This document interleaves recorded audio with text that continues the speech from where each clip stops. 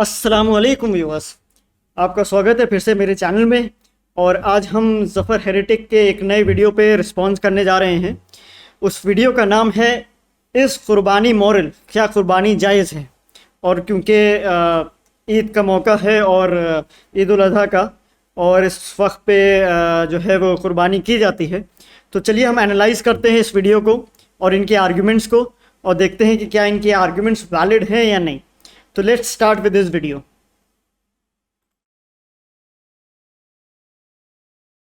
वो बोल नहीं सकते लेकिन दर्द महसूस करते हैं। वो भी किसी के बच्चे हैं जिन्हें आप ज़बह करते हैं। अब ये जो इन्होंने दर्द वाला पॉइंट उठाया है, इस पे हम बाद में आएंगे और इसको एनालाइज करेंगे, और अपने हर वीडियो में साइंस हाफिज़ कहने वाले ज़फ़र हेरेटिक कि हम एक्चुअल में साइंटिफिक नॉलेज है कितनी, इसको एनालाइज करेंगे। तो वीडियो ज़रूर पूरा देखिएगा। वीडियो पे वापस जाते हैं अब इनके। नमस्कार आदाब साथियों, मैं हूं आपके साथ ज़फ़र हेरेटिक, आपका दोस्त, आपका होस्ट। मेरी इस वीडियो को लाइक करें, शेयर करें और मेरे चैनल को सब्सक्राइब करें। साथ ही घंटी के बटन को दबाकर ऑल नोटिफिकेशन ऑप्शन को सिलेक्ट कर लें।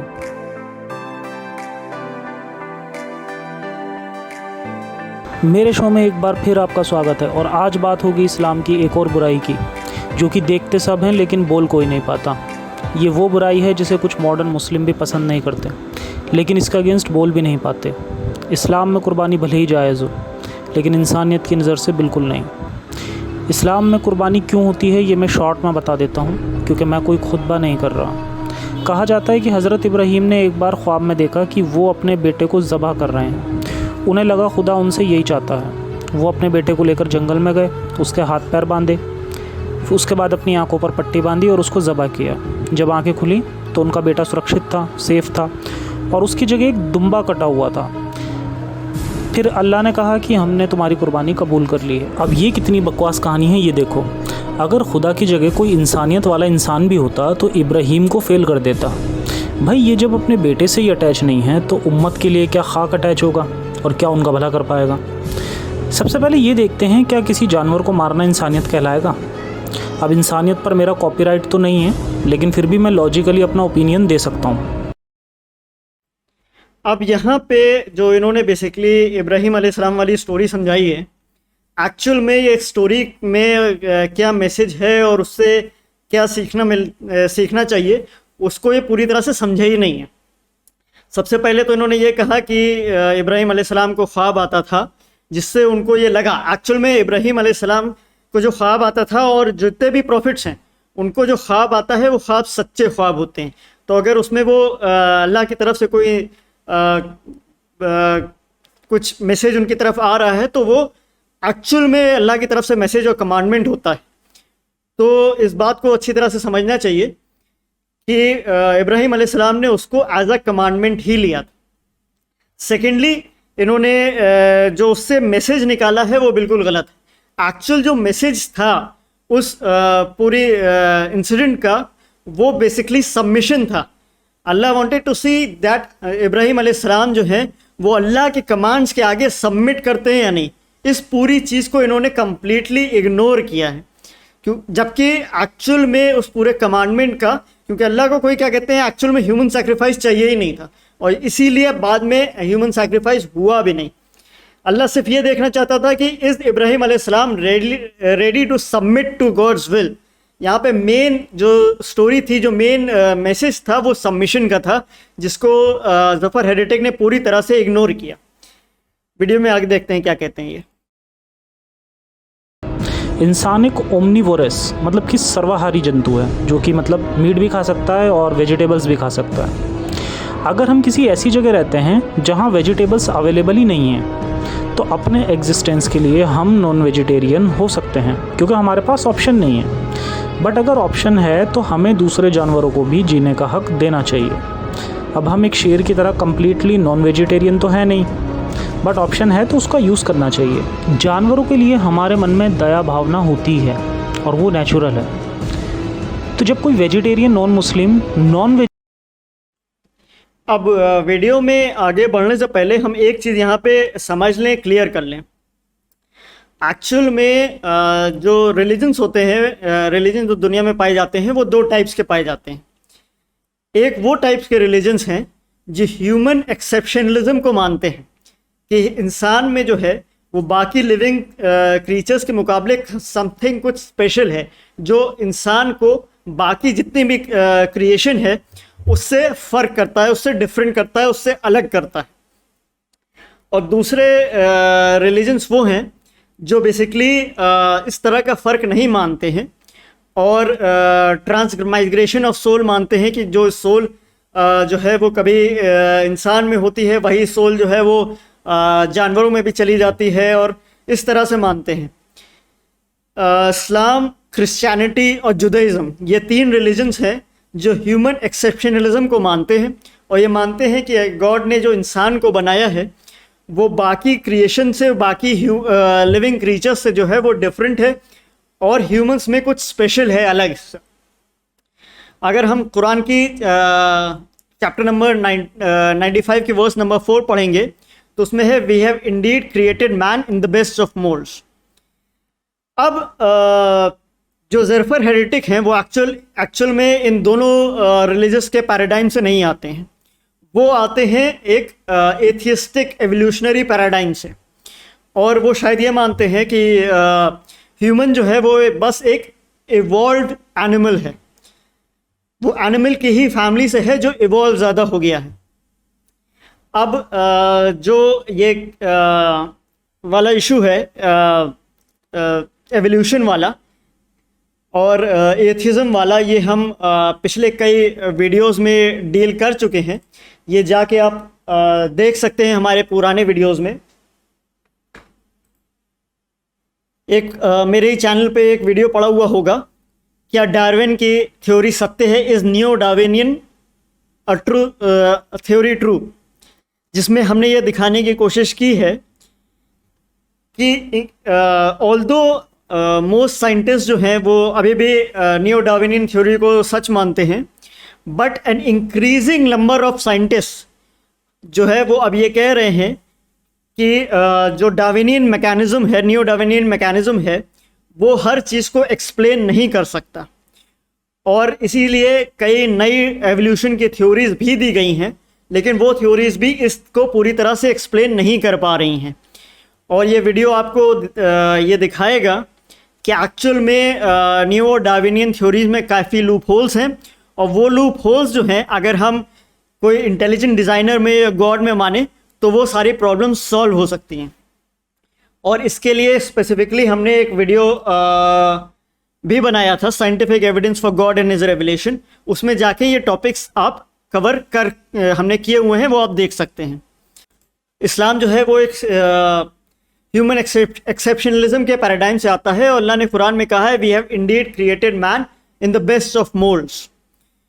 और इंसान को गॉड ने एक पर्पस के लिए बनाया है, और वो पर्पस फुलफ़िल करने के लिए उसको एक एनवायरनमेंट में डाला है, और बाकी क्रिएशन जो है वो समहाउ उसको उस पर्पस को फुलफ़िल करने में मदद करता है। हमने एक स्पेसिफिकली वीडियो भी बना रखा है पर्पस ऑफ लाइफ पे, जो मेरे चैनल पे पड़ा हुआ है। अगर आप इसमें डिटेल में देखना चाहते हैं तो वो देख सकते हैं। बाकी ह्यूमन एक्सेप्शनलिज्म पे कई सारे साइंटिस्ट ने काम भी किया है, स्पेशली माइकल डेंटन ने। माइकल डेंटन जो basically who holds N MD from Bristol university, और पीएचडी किया है उन्होंने बायोकेमिस्ट्री में किंग्स कॉलेज इन लंदन से। उन्होंने इस पर काफ़ी काम किया हुआ है, और अगर आप ये डॉक्यूमेंट्री देखेंगे privilege species featuring doctor Michael Danton, तो इसमें आपको उनके सारे आर्ग्यूमेंट्स मिल जाएंगे, साइंटिफिक आर्ग्यूमेंट्स, जो ये दिखाते हैं कि इंसान जो है उसमें कुछ स्पेशल है जो बाकी क्रिएशन से उसको फ़र्क करता है। और इसके ऊपर उन्होंने कई किताबें लिखी हैं, फायर मेकर उनमें से एक है। आप बाकी उनके वर्क जो है वो privilegespecies.com में जाके देख सकते हैं। इसके अलावा एक बुक है द प्रिविलेज प्लैनेट, जो एस्ट्रोनॉट गिलेर्मो गोंजालेस और JW रिचर्ड्स की लिखी हुई है। इसमें आप ये देख सकते हैं, इसका नाम है the privileged planet, how a place in the Cosmos is design for discovery, कि कैसे ये यूनिवर्स जो है वो डिज़ाइंड है एक इंटेलिजेंट बीइंग्स के लिए जो इस यूनिवर्स को डिस्कवर कर सकते हैं, जो अगेन ह्यूमन एक्सेप्शनलिज्म को बाकी क्रिएशन को से वो कैसे फ़र्क है इसको एक्सप्लेन करता है।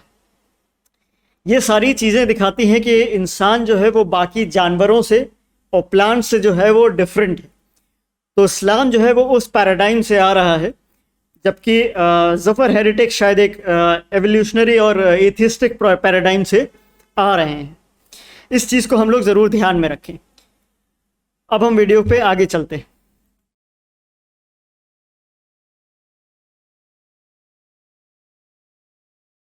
वेजिटेरियन मुस्लिम से बकरा ईद पर सवाल करता है तो वो कुछ बहानों से इसे जस्टिफाई करने की कोशिश करते हैं और वो लोग चुपचाप सुन भी लेते हैं। तो आज मैं उन लोगों के लिए यही बहाने डिबंक करने वाला हूँ।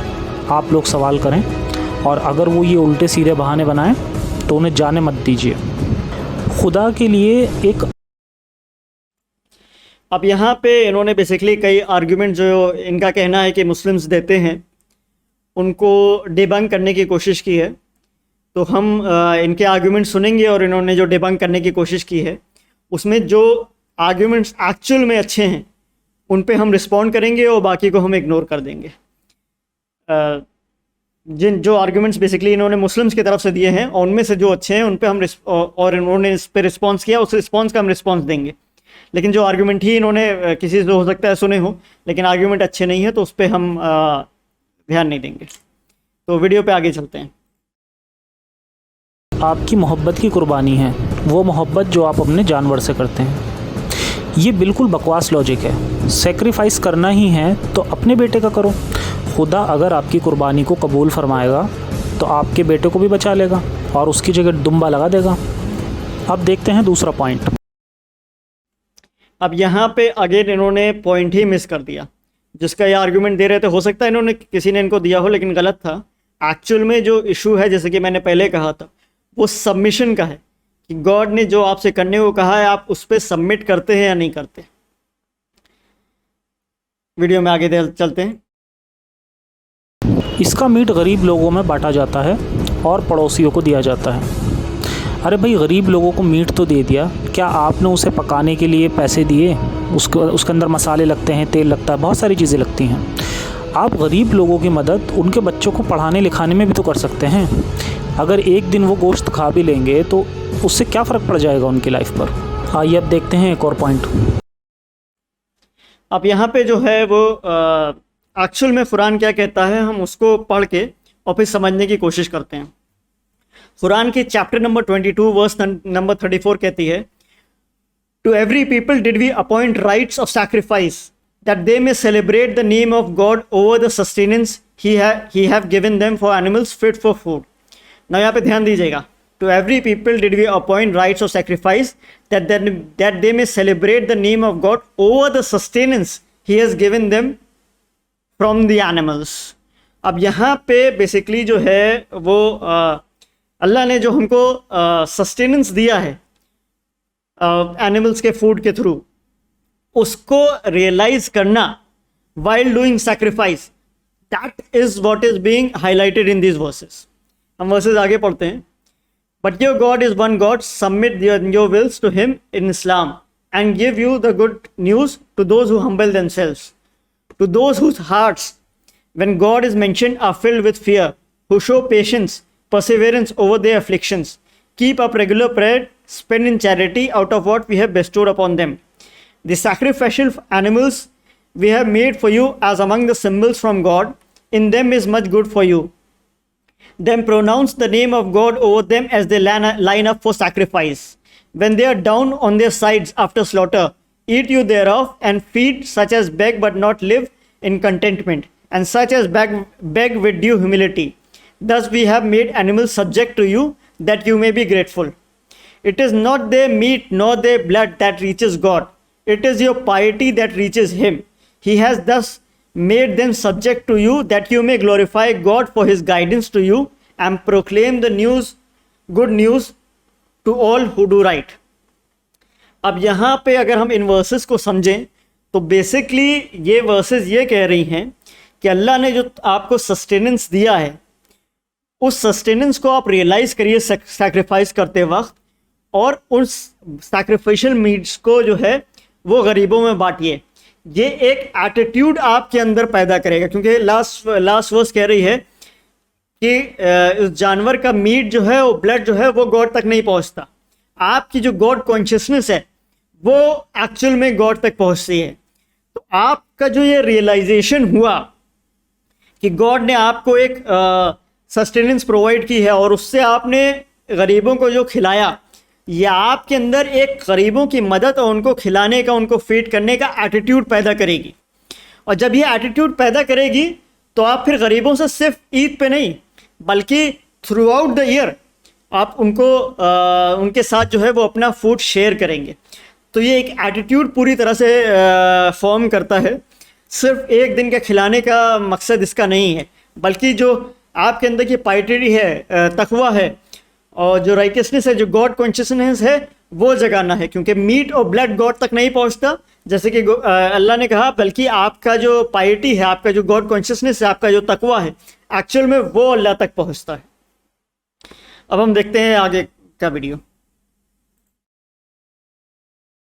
ये लोग जानवरों का ज़मीन पर बैलेंस बराबर कर रहे हैं। कितने जानवर हर साल कट जाते हैं, अगर इन्हें ना काटा जाए तो कितने जानवर बढ़ जाएंगे।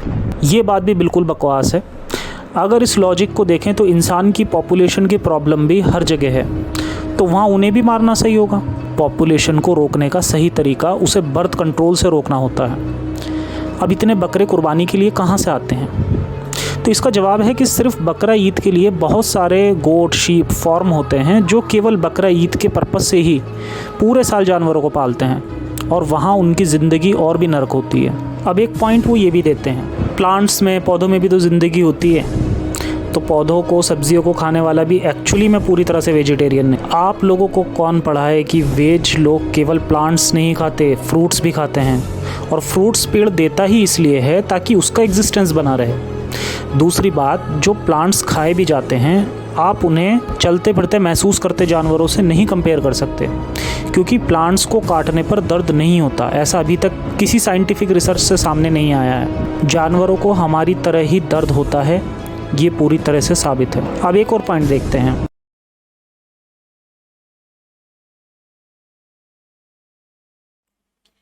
अब यहाँ पे हम अपने हर वीडियो में साइंस हाफिज कहने वाले और अपने आप को बहुत साइंटिफिक कहने वाले ज़फ़र हेरिटेक का हम एक्चुअल में साइंटिफिक नॉलेज कितनी है वो हम देखते हैं। इन्होंने साफ कहा इस वीडियो में कि एनिमल्स को जो है वो प्लांट्स को जो है वो पेन फील नहीं होता, और कोई साइंटिफिक प्रूफ नहीं है इसका।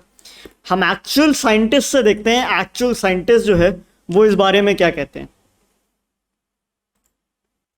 अगर हम इस वीडियो पे जाते हैं, जो बेसिकली यूनिवर्सिटी ऑफ मैनचेस्टर के faculty of biology, health and medicine health का एक साइंटिस्ट ने इस वीडियो को पे बताया है। इसका टाइटल है can plants feel pain, more ask a scientist. इस पे आप जाके देख सकते हैं। बेसिकली उनके ऑफिशियल यूट्यूब चैनल पे पड़ा हुआ है, faculty of biology medicine health के of the university of Manchester. ये साइंटिस्ट जो हैं, ये इस वीडियो में ये बताते हैं कि ऑल्दो कोई न्यूरोलॉजिस्ट ये कह सकता है कि क्योंकि प्लांट्स के अंदर ब्रेन नहीं होता इसलिए उसके अंदर वो पेन फील नहीं करते, लेकिन जैसे कि ब्रेन में इलेक्ट्रिकल सिग्नल्स पास होते हैं जब कोई पेन का सेंसेशन होता है, वैसे ही प्लांट्स में, ऑल्दो उनके पास ब्रेन नहीं है, लेकिन वैसे ही इलेक्ट्रिकल सिग्नल्स जब कोई भी हार्म करने की प्लांट्स को कोशिश करता है तो वो भी इलेक्ट्रिकल सिग्नल्स पास ऑन करते हैं और रिएक्ट करते हैं डिफरेंट तरीके से डिफरेंट प्लांट्स। तो इससे बेसिकली वो इस कंक्लूजन पे पहुंचते हैं इसी वीडियो में कि हम ये कह सकते हैं कि प्लांट्स एक्चुअल में पेन फील करते हैं। और इसको हम फर्दर देखते हैं। तो ये बेसिकली इस वीडियो में मैं इसको प्ले करता हूँ। ये एक्सपेरिमेंट इन्होंने बेसिकली करके दिखाया है कैसे प्लांट्स जो हैं वो इलेक्ट्रिकल सिग्नल्स पास ऑन करते हैं जब उनके कोई भी डेंजर का सेंसेशन होता है, और ये इसमें रिकॉर्ड इन्होंने किया है electrical signal. Let's play the video. So all right, so I'm going to go ahead and tap the leaf here, and I want you to look at the electrical recording that we're going to see inside the plant.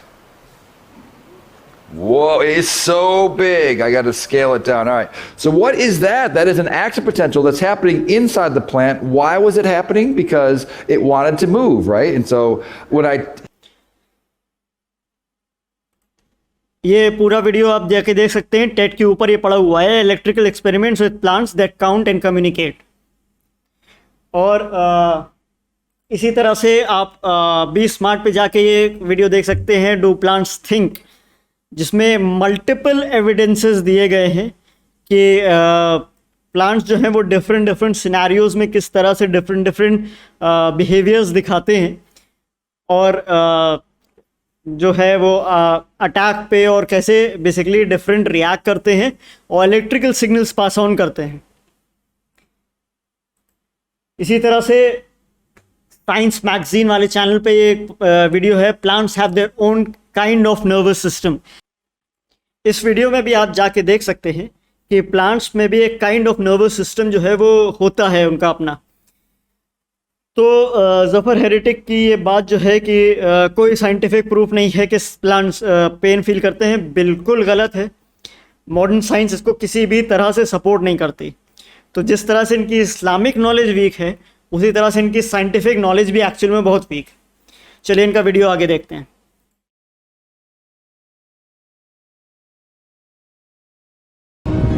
अगर शेर आपको देखेगा तो वो आपको नहीं छोड़ेगा। अरे भाई, वो एक जानवर है, नॉन वेजिटेरियन है। वो इवॉल्व ही इस तरह हुआ है कि वो प्लांट्स नहीं खा सकता, इसलिए वो आपको खाएगा ही। और अगर आप शेर की इस प्रॉपर्टी को बेस बनाकर कंपेयर कर रहे हैं तो फिर उसमें और आप में क्या फ़र्क है? आप भी हैवान हो। फिर एक पॉइंट ये भी, यहाँ पे सिर्फ एक पॉइंट मैं ऐड करना चाहूँगा कि एक्चुअल में इन्होंने यहाँ शेर की बात की, यहाँ पे एक्चुअल में कुछ प्लांट्स भी होते हैं जो कार्निवोरस होते हैं। तो देयर आर प्लांट्स ऑल्सो जो एनिमल्स को खाते हैं। आप इसको अगर देखना चाहते हैं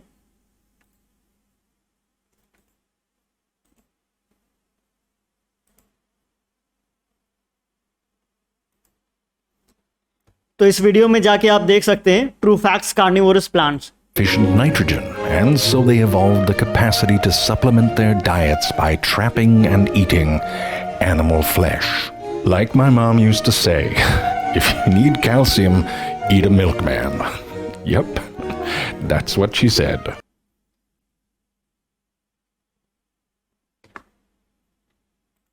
इसको आप जाके डिटेल में इस वीडियो में देख सकते हैं कि there are plants also which are carnivorous. इनका ज़फ़र साहब का वीडियो आगे देखते हैं हम लोग। भी होता है। अल्लाह ने हमें 2 नोकीले दांत गोश्त काटने के लिए दिए हैं, तो इसमें कोई बुराई नहीं। पहली बात तो अल्लाह ने नहीं दिए, वो इवॉल्व हुए हैं। चलो मान भी लें कि नेचर की तरफ से जो मिला उसकी रेस्पेक्ट करें, तो खतना करके क्यों उसकी क्रिएशन में मॉडिफिकेशन करते हो?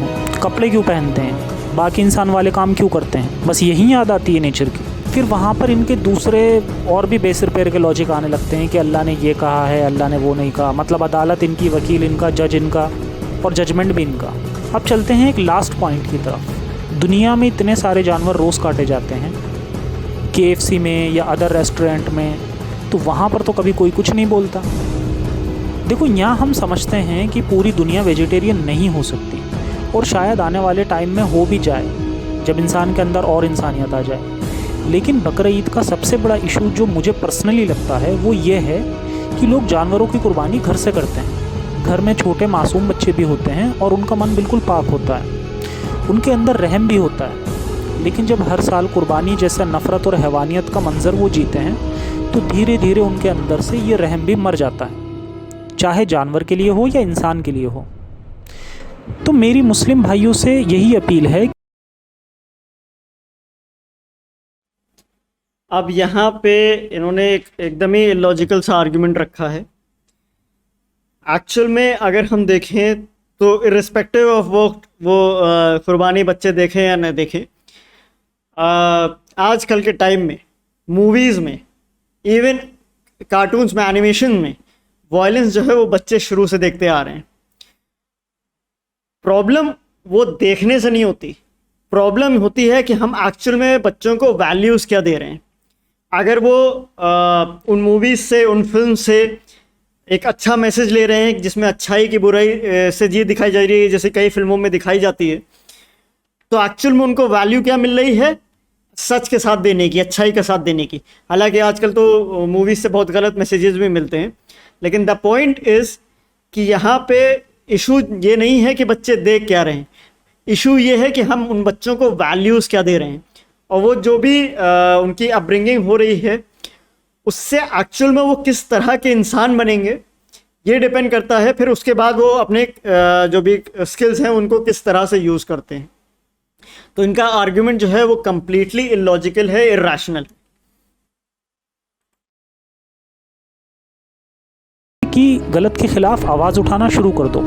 अपने बच्चों के अंदर इंसानियत रहने दो, उन्हें पढ़ाओ, लिखाओ, अच्छी तालीम दो और उन्हें साइंस की तरफ लेकर आओ, ताकि वो भी कुछ इंसानियत के लिए कर सकें और आपका भी नाम रोशन कर सकें, ताकि उनके साथ साथ पूरी दुनिया में इंसानियत और शांति कायम हो पाए। बाकी आज के लिए इतना ही, फिर मिलते हैं किसी और टॉपिक के साथ। सुरक्षित रहें, अपनों का ख्याल रखें। जय हिंद, साइंस हाफिज़। अब जो इन्होंने लास्ट में पॉइंट रखा कि अपने बच्चों को अच्छी तालीम दें, एसेट्रा एसेट्रा, तो ऑफकोर्स उससे कोई डिनाई नहीं करता। अच्छी तालीम बिल्कुल देनी चाहिए, बच्चों को अच्छी वैल्यूज़ देनी चाहिए, साइंस के तरफ भी लाना चाहिए, उसमें कोई बुराई नहीं है। लेकिन हमने ये देखा, और even before addressing other people, सबसे पहले मैं ज़फ़र भाई को खुद जो है वो ये रियलाइज़ करवाना चाहता हूँ। हमारा जो वीडियो बनाने का मकसद है उसमें बाकियों से पहले, सबसे पहले प्राइमरी जो है हमारा मैसेज के पीछे इंटेंशन है वो ये है कि आप तक जो है वो इस्लाम का सही मैसेज पहुँचे, और आप रियलाइज़ करें कि आपकी अभी जो इस्लामिक नॉलेज है और जो साइंटिफिक नॉलेज है एक्चुअल में अभी दोनों वीक है। आपने अभी शायद एक तरह के खाली वीडियोस देखें, या फिर आप इवन जिन मुस्लिम स्कॉलर्स या क्या कहते हैं जिन मुस्लिम स्पीकर्स के अराउंड आए हैं, शायद वो आपकी चीज़ों का अच्छी तरह से जवाब ना दे पाए हों। और साइंस के भी आपने क्योंकि आपने अपनी जर्नी में लिखा है कि आपने एक्स मुस्लिम्स के वीडियोस देखना शुरू कर दिए थे, तो इवन साइंस की भी आपको पूरी ठीक से नॉलेज नहीं है और ना ही इस्लाम की है। तो मैं ये चाहूँगा कि आप जो है दोबारा से रीस्टडी करें और इन चीज़ों के बारे में दोबारा सोचें और गौर फिक्र करें इसके ऊपर। और अगर आप डिस्कस करना चाहते हैं, चाहे वो ऑनलाइन हो चाहे ऑफ़लाइन हो, अगर आप ऑफ़लाइन भी डिस्कस करना चाहते हैं हमसे, तो आप हमसे डिस्कस कर सकते हैं इन इश्यूज़ को लेके। और बाकी लोगों से मैं ये कहना चाहूँगा कि वो ये रियलाइज़ करें, इनके जो फॉलोअर्स हैं वो ये देखें कि इनकी एक्चुअल में इस्लामिक नॉलेज और साइंटिफिक नॉलेज दोनों ही बहुत वीक हैं, तो और इनको ये वीडियोस नहीं बनाने चाहिए। एंड में बस यही कहना चाहूँगा कि होपफुली ये वीडियो जो है वो लोगों तक इस्लाम का सही मैसेज जो है वो पहुँचा पाए और इनको ये दिखा पाए कि एक्चुअल में कुर्बानी में या इसमें इन प्रैक्टिसेस में कोई प्रॉब्लम नहीं है। प्रॉब्लम यह है कि आप इन चीज़ों को ठीक से समझे ही नहीं। With this, we end this video. Assalamu alaikum wa rahmatullahi wa barakatuh.